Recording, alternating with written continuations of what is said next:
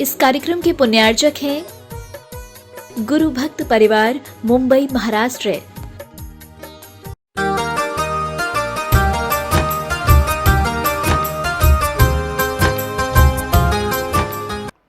सम्यक दर्शन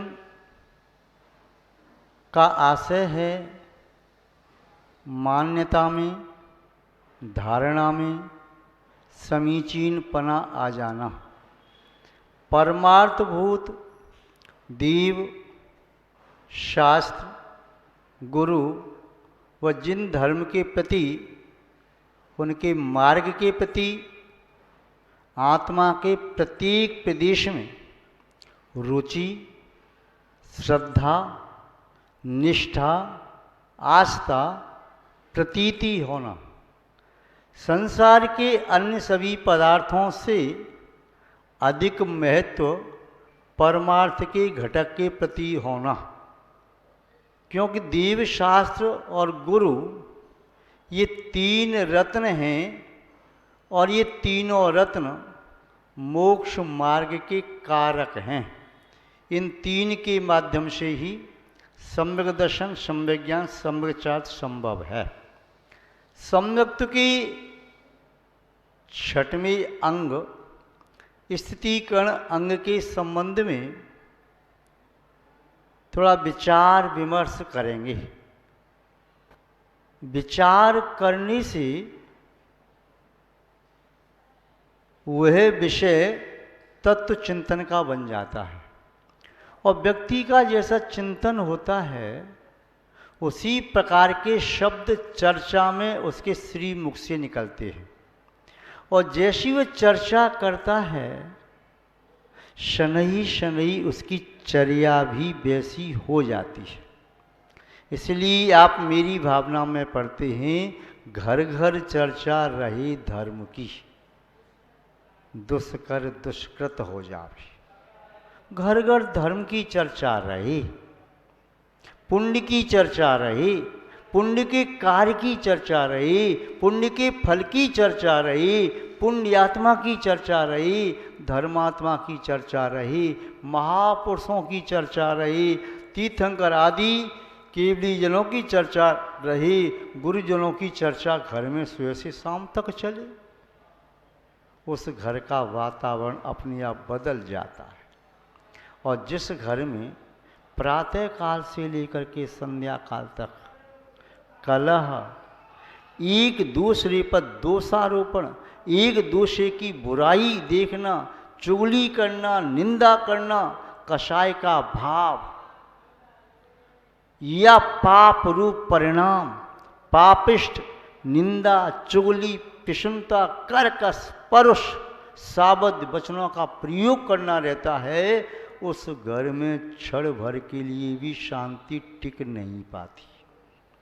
जैसे अमावस्या की रात्रि में एक कला भी चंद्रमा की दिखाई नहीं देती, ऐसे ही जिस परिवार में, घर में आर्त ध्यान उत्कृष्ट रूप से चल रहा हो, रौद्र ध्यान प्रकृष्ट या चरम सीमा पर पहुंच रहा हो, कषाय की तीव्रता, संक्लेश की तीव्रता, विषयों में आसक्ति, विकारी भाव की बाढ़ आ रही हो, तो उस गृह परिवार में भी सुख शांति रूपी चंद्रमा की एक कला भी दिखाई नहीं देती। सम्यक दर्शन का पांचवा अंग कल देखा था उपगूहन, दोषों को आच्छादित करना, दूसरे के दोषों को आच्छादित करना, स्वयं के दोषों का पुनः पुनः अवलोकन करना। दोषों का आच्छादन करने से दोष बढ़ते नहीं, घटना शुरू हो जाता है।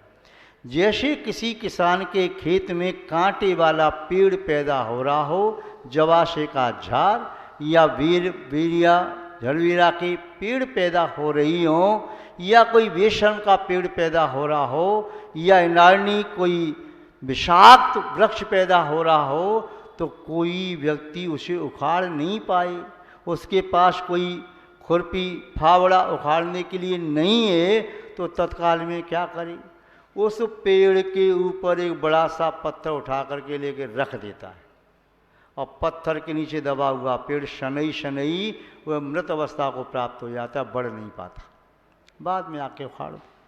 यदि उसे जल सिंचन किया जाए, खूब खाद दिया जाए और दुग्ध और घृत आदि से सिंचन करोगे तो बढ़ता चला जाएगा। तो जो बुराइयों का सिंचन करता है, बुराई के वृक्ष का सिंचन करता है, उसके जीवन में उसके आसपास बुराई बढ़ती रहती है, और जो बुराई के पेड़ों को समूल नष्ट कर देता है, उसके जीवन में बुराई के दर्शन नहीं होते। उपगूहन करने के साथ साथ स्थितिकरण करना भी आवश्यक है। जैसे जिनेंद्र दत्त सेठ ने उस सूर्य चोर को जो हार चुरा करके मणि चुरा के लाया था, उसका उपगूहन किया कि ये मणि मैंने मंगवाई थी।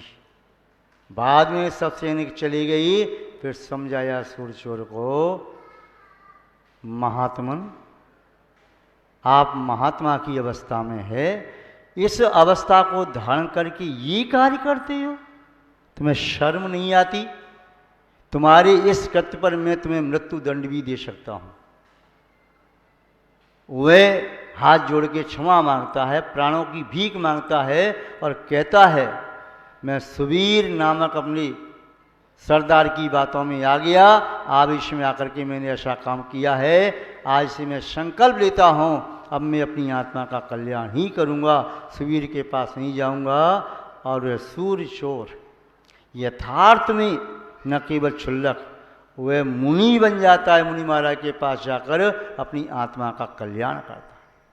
उपगूहन के साथ स्थितिकरण भी आवश्यक है। स्थितिकरण का आशय प्रतीकात्म रूप में लें, जैसे शरीर में रीढ़ की हड्डी होती है, ऐसे ही समृद्ध के 8 अंगों में स्थितिकरण अंग होता है। जिसका पैर एक डैमेज हुआ, वह भी वैशाखी का साल लेकर चल जाता है, चाहे दायां पैर हो बायां पैर हो। एक हाथ यदि टूट गया, फ्रैक्चर आ गया, तब भी काम चल जाता है, राड आदि हाथ में लग जाती है, ऑपरेशन हो जाता है। किंतु जिसकी रीढ़ की हड्डी टूट गई हो, अब उसका कोई उपाय नहीं। टूटना तो बहुत दूर की बात, यदि जो एल और एस कौन सी जो होती हैं गुड़िया, जो उसमें बंधी होती हैं, दूसरे से जॉइंट होती हैं, यदि एक लूज हो जाए या थोड़ा सा खिसक जाए तो व्यक्ति न उठ पाता है न बैठ पाता है। फिर कहता है मुझे चेयर चाहिए, स्टूल चाहिए, मैं बैठ नहीं सकता, खड़ा हो नहीं सकता। डॉक्टर कहेंगे तुम कोई वजन उठाना नहीं, आगे झुकना नहीं, पहले तुम झुके नहीं देवशास्त्र गुरु के सामने, अब झुकने लायक बचे नहीं। तो इसलिए रीढ़ की हड्डी अपने आप में बहुत महत्वपूर्ण है। रीढ़ की हड्डी गई, बाल्य अवस्था में व्यक्ति वृद्ध से ज़्यादा गया बीता हो गया, इसलिए स्थितिकरण अंग का बहुत बड़ा महत्व है। दूसरा उदाहरण आपने कल देखा था, महाराज सैनिक का उपगूहन अंग, जिनकी परीक्षा के लिए देव आए, एक ने मुनि का रूप बनाया, दूसरे ने आरिका का। मुनराज हाथ में जाल लेकर के मछली पकड़ रहे, आरिका माता जी वहाँ बैठी किनारे, और पूछा उन्होंने क्या कर रहे? बोले अंधा है देखता नहीं, मछली पकड़ रहा हूँ, अपने लिए नहीं, ये गर्भवती इसके लिए। यह सुन करके राज सैनिक ने हाथ जोड़ के कहा महाराज इस अवस्था में ठीक नहीं है। उपगूहन किया, उनकी बुराई सबने प्रचारित नहीं की, कहाँ का, और सब सैनिकों को सबको अंग्रेजों अलग कर दिया, और फिर अकेले वहाँ खड़ी रही। कहा यह कार्य इस भेष में नहीं किया जा सकता, यही कार्य करना है, इस भेष को छोड़ दो, और इस भेष में रहना है, इस कार्य को छोड़ दो। जो कार्य जिस भेष के योग्य है वह कार्य उसी भेष में किया जा सकता है, दूसरे भेष में नहीं। इसलिए मैं यहाँ का राजा हूँ, और मेरे राज्य में अनीति, अन्याय, अत्याचार, उन्मार्ग का प्रवर्तन एवं धर्म पर कलंक लगाना, मलिनता करना, ये मैं सहन नहीं करूँगा, इसलिए उचित नहीं है। इस बात को सुन करके दोनों देव राजा सैनिक की निष्ठा को देख करके प्रभावित हुए, और जाना कि वास्तव में छाया दृष्टि और द्रव्य लिंग को देख करके भी उनके हाथ जुड़ गए। इतनी प्रत्यक्ष में शाबद क्रिया को देख करके भी उनके हाथ जुड़े, नेत्र झुके, सिर नम्रीभूत हुआ, किंतु वहीं पर वे छोड़ के चले नहीं गए, स्थितिकरण किया। उपगुवन करो, गलतियों को ढांको, परंतु आगे गलती न हो ऐसा स्थितिकरण भी करो। ऐसा स्थितिकरण वही कर सकता है जिसके चित्त में उस साधर्मी के प्रति एक अभूतपूर्व वात्सल्य हो, अनुपम वात्सल्य हो, और जिन शासन की प्रभावना की एक तीव्र भावना हो। वह चर्चा आगे करेंगे। तो स्थितिकरण अंग के संबंध में चर्चा कर रही। स्थितिकरण बहुत आवश्यक। स्थितिकरण, स्थित कर देना, क्यों, कहाँ, कब, किसे। स्थित क्यों कर देना, क्योंकि वह पतित हो रहा है। कब करना, जब पतित हो रहा हो तब। क्यों करना, मार्ग की रक्षा के लिए। कैसे करना, जिससे मार्ग की निंदा न हो, मार्ग लुप्त न हो। स्थितिकरण के संबंध में आचार्य भगवान समंतवत स्वामी के विचारों को सुने। वो क्या कह रहे हैं। दर्शनात् चरणाद्वापि चलताम धर्म वत्सलहि प्रतिस्थापनम प्राज्ञै स्थितिकरण मुच्यते। आचार्य भगवान समंतवत स्वामी जी ने रत्न कंडक साबकाचार्य की 16वीं कारिका में ये स्वरूप बताया। दर्शनात्, सम्यक दर्शन से, चरणात्, सम्यक चारित्र से, देशव्रतों से व महाव्रतों से, द्वापि व अपि, चाहे दोनों से चाहे अकेले एक से, सम्यक्त से व अकेले की सम्यक चारित्र से, या देशव्रतों से। चलताम, जो चलायमान हो रहा हो, गिर रहा हो, पतित हो रहा हो, उसे क्या करना। धर्म वत्सल ही, धर्म के प्रति वात्सल भाव रखते हुए। जिसके पास वात्सल भाव नहीं है वह कभी स्थितिकरण कर नहीं सकता। स्थितिकरण अंग का कोई शत्रु है तो वह है अहंकार। मानी व्यक्ति, अहंकारी व्यक्ति कभी दूसरे का स्थितिकरण कर नहीं सकता। गिरते को वही उठा सकता है जिसके पास झुकने का सामर्थ्य हो, और जो अकड़ करके चलेगा वह गिरे को कैसे उठाएगा। तो जो गिरते हुए को उठाना चाहेगा वह आकर के दौड़ करके उसे पकड़ लेगा, और पकड़ने के लिए यूं सीना तान के नहीं पकड़ा जाता, झुकना पड़ता है। व्यक्ति सम्यक से गिरता ही क्यों है, सम्यक चार से गिरता ही क्यों है, संयम से क्यों गिरता है, अपनी विशुद्धि से क्यों गिरता है, देशव्रतों से च्युत क्यों होता है, अपनी धर्म की क्रिया से च्युत क्यों होता है, ऐसा क्या कारण है। उसके भी कारण हैं। उन कारणों से दूर रहे तो गिरने के अवसर बहुत कम हो जाते हैं, गिरने के चांस कम हो जाते हैं। यदि कोई व्यक्ति चिकनी मिट्टी पर चले और जल्दी जल्दी चले, प्रमादी होकर के चले, तो गिरना सुनिश्चित है। यदि सूखे मार्ग में चले तो गिरना नहीं होगा, गिरने के चांस कम रहेंगे, समझ जाएगा। सावधानी से चले तो गिरने के चांस कम होंगे, या जो मार्ग स्वच्छ है वहाँ चले तो उसे गिरने लड़खड़ाने की आवश्यकता नहीं, वह सुगमता से जा सकता है। या अंधकार में चलेगा तो गिरने के चांस रहेंगे। यहाँ पर सम्यक्त से व सम्यक चारित्र से, वह सम्यक चारित्र चाहे सम्यक्त्वाचरण रूप हो, चाहे देश संयम रूप हो, चाहे सकल संयम महावत रूप हो, उससे कैसे चलता है व्यक्ति, चलायमान कैसे हो सकता है। अनायतन सेवन। यदि वह व्यक्ति कुदेव कुशास्त्र कुगुरु की संगति में आ गया, कुदेव कुशास्त्र कुगुरु के भक्तों के जाल में फंस गया, तो संभव है सम्यक से च्युत हो सकता है, अपनी व्रतों से च्युत हो सकता है। अनायतन का सेवन करने से, अनायतन की रुचि पूर्वक संगति करने से, अनायतन की प्रशंसा करने से, अनायतन की सम्मति देने से और अनायतन की अनुमोदना करने से संभव है उसके चित्त में भी अनायतन के प्रति श्रद्धा हो जाए और वह सम्यक्त से हाथ धो बैठे। पहले अपने व्रतों से गिरेगा, सम्यक्त से गिरेगा, बाद में मिथ्यात्व में चला जाएगा। दूसरा कारण क्या हो सकता है? कुसंगति।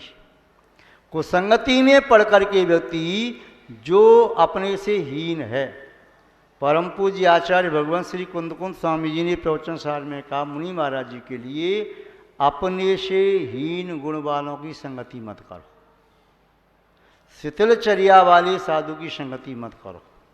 जो श्रावक अपने कर्तव्य का पालन नहीं करता उस श्रावक की संगति मत करो। जिस नगर में, ग्राम में अपने कर्तव्य का पालन करने वाले श्रावक नहीं, उस नगर में, ग्राम में वास मत करो। जहाँ पर स्वाध्याय प्रेमी नहीं, जहाँ पर ज्ञान की पिपासा नहीं, जहाँ पर जिंद भगवान की पूजा भक्ति करने वाले नहीं, जहाँ निगंत साधु के आराधक उपासक नहीं, उस स्थान पर प्रवास मत करो। जहाँ पर लोग पापों में संलिप्त हैं, व्यसनी हैं, कुसंस्कारी हैं, उस स्थान पर रह करके अपने संयम की सुरक्षा करना बड़ा कठिन है। महाराज यहाँ तो बस लोग 12 बजे आते हैं लौट करके, यहाँ तो लोग बस यहाँ बुरा नहीं मानते, कोई गलत काम करना है, एक दूसरे के प्रति आना जाना कुछ भी होता है क्लबों में, बुरा नहीं मानते। यहाँ पर और भी चलता है, बहुत कुछ चलता है महाराज। और आप त्याग की बात कहो तो हम त्याग नहीं कर सकते, आप हाल ले या न ले, हम ये भी त्याग नहीं कर सकते, ये भी नहीं कर सकते। तो ऐसे माहौल में साधु यदि रुक गया, या तो इतना बलिष्ठ हो कि उन्हें बदल दे, और नहीं बदल सकता है तो अपना मार्ग बदल दे, स्थान बदल दे, वहाँ न ठहरे नहीं तो ज़्यादा ठहर जाएगा तो वे सब मिल करके तुम्हें बदल देंगे। इसलिए कुसंगति नहीं करना चाहिए, कुसंस्कारी व्यक्तियों के बीच में नहीं रहना चाहिए। जो मायाचारी है, अपनी गलती छुपाता है, उसकी संगति आप करोगे, आपके अंदर मायाचारी के परिणाम आ जाएंगे। जो अपनी क्रियाचर्या में शिथिल है, उसकी संगति करोगे, आज नहीं तो कल आप भी अपनी क्रियाचर्या में शिथिल हो जाओगे। जिनकी वचनों पर लगाम नहीं है, वे आज नहीं तो कल वैसा ही आपको भी कुसंस्कारी बना देगा। इसलिए महानुभाव आचार्य महोदय कह रहे हैं कि धर्म वत्सलयी धर्म वासल के द्वारा सम्यक्त से चलायमान व चार से चलायमान श्रवण श्रवणी साधक साधिका को प्रतिस्थापनम पुनः स्थापित करना चाहिए। प्राज्ञ ही बुद्धिमानों के द्वारा पुनः स्थापित कर देना चाहिए। यही समग्र दृष्टि का छठवां अंग स्थितिकरणम उच्यते, स्थितिकरण अंग कहा जाता है। महानुभाव, ये स्थितिकरण अंग और क्या विशेषता रखता है, कैसे इसका पालन करना चाहिए, इस संबंध में और आगे चर्चा करते हैं। अभी बस इतना ही। ओम शांति। जय बोले श्री शांतनाथ भगवान की।